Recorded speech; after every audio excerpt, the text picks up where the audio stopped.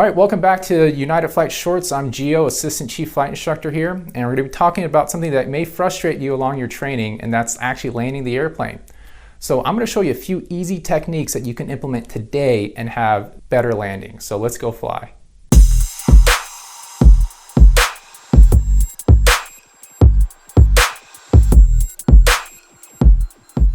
So we're here entering the left downwind for a small uncontrolled airport. Now, a quick tip I can give you to really improve your traffic patterns is to fly at a slower speed than you would think is necessary. So when I'm here on downwind, I keep it around 90 knots. I see a lot of students try to have the throttle almost at 2,500 RPMs in downwind. That's not necessary. So I'm going to keep it at 90 knots right here, which is just going to be about 2,200 RPMs. And what we're looking for right now is we're waiting to where a beam our landing spot. And for me, I'm going to be using the first runway stripe as my landing spot here. All right, so we're abeam that. So we're going to pull the power back to 1700. Fuel's on both, mixture's rich. Flaps, I'm going to go to 10. And right now I'm aiming for 85 knots.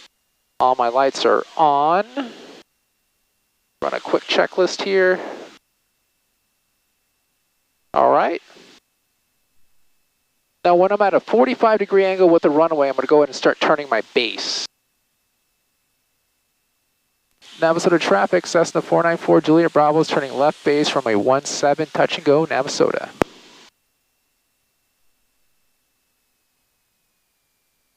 All right, so here we are on the base. We'll go ahead and add 20 degrees of flaps. We're below 85. Once I'm on final, I'm going to be looking for about 65 knots. Navasota traffic, Cessna 494 Juliet Bravo is turning final, 17 touch and go, Navasota. So as you turn final here, an easy tip that you can add to your landings is pick an aiming spot. Now if you have trouble with what your aiming spot is, as you come in, look at the runway and see what isn't moving on the runway.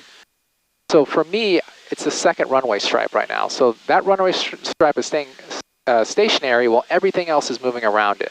And it's in the bottom third of my windshield. So I'm going to do everything I can to keep that same visual reference.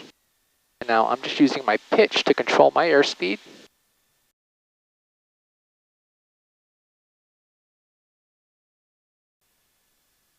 Okay, as we come down here, we're going to round out when we're about a wingspan above the ground.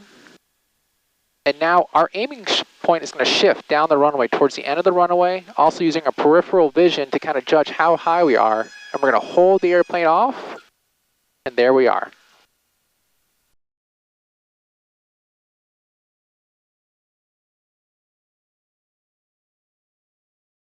Say you were to be practicing landings, Gio, maybe you're on your first solo, something like that, and you bounce really hard and launch back into the air. What do you need to do in that case? So it really depends on what type of bounce situation you're looking at, or there can even be other situations where you balloon up. Now, for any bounce, I always teach my students to go around. There's no sense in trying to salvage a bounce landing. Go ahead and go around and do the go around procedure that that I like to really go in depth with. Now, if you balloon, meaning you're coming in and you're likely too fast and you shoot up as you flare, there's a few things you can do. So number one is you can just reduce your pitch, meaning just go ahead and level off your pitch a little bit and settle back into ground effect. Number two, you can adjust a touch of power.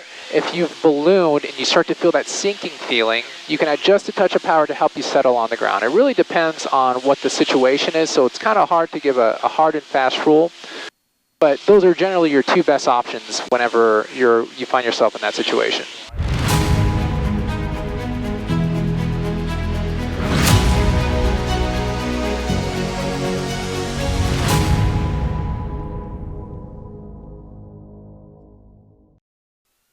Smooth landings. Yeah, surprised me too.